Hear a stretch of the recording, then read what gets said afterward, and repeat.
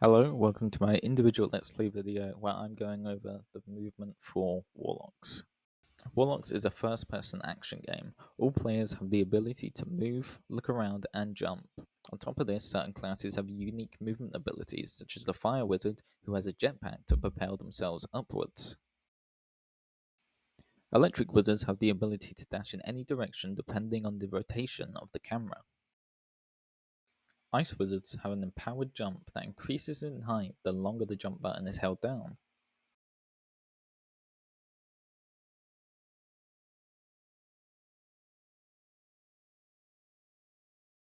And finally, Wind Wizards have a double jump ability that can be used by pressing the jump button a second time in the air. So let's look into how it all works. During the development of WarLocks, the team wanted to make a switch from a Unity character controller based movement system to a physics based movement system using rigid bodies. The movement of the players take a variety of variables into account. The movement direction variable uses Unity's new input system and checks the direction the player is inputting. It is then multiplied by a base movement speed variable, a speed multiplier variable, and a number that changes based on the input provided, with the forward direction being the highest and the backwards direction being the lowest. This gave the player more speed when going forward compared to backwards. The speed multiplier was also important for the creation of spells, as the team wanted to have certain spells change the player's movements. Similar to the movement, the camera also takes the player's input using Unity's input system for both the players and the camera's rotation. The up-down direction of the camera has also been clamped so the player can't spin their camera infinitely in the y-axis.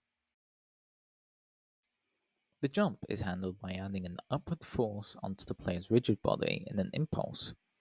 The height of the jump is changed by the jump force variable. The handle jump function checks to see how many jumps the player has remaining and chooses whether or not the player can jump. After jumping, reset jump is invoked to allow the player to jump again shortly after they have landed. The Fire Wizard's jetpack uses a resource management based system where the more it gets used, the less fuel it has. If the player reaches zero fuel, they will not be able to use the jetpack until it recharges when they hit the ground. The jetpack works similarly to the jump by adding a force to the player when in the air when the action button is pressed.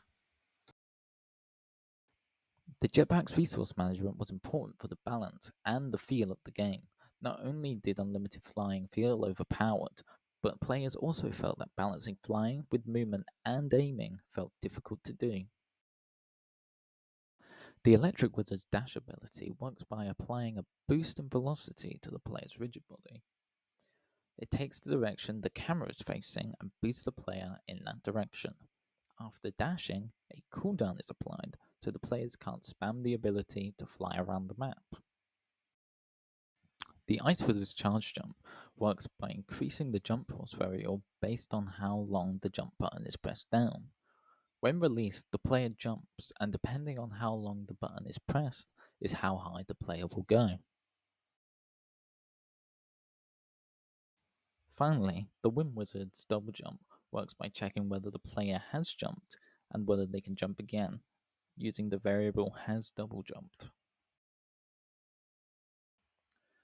The player movement abilities are assigned from their input managers depending on what enumerator they have been assigned from the inspector.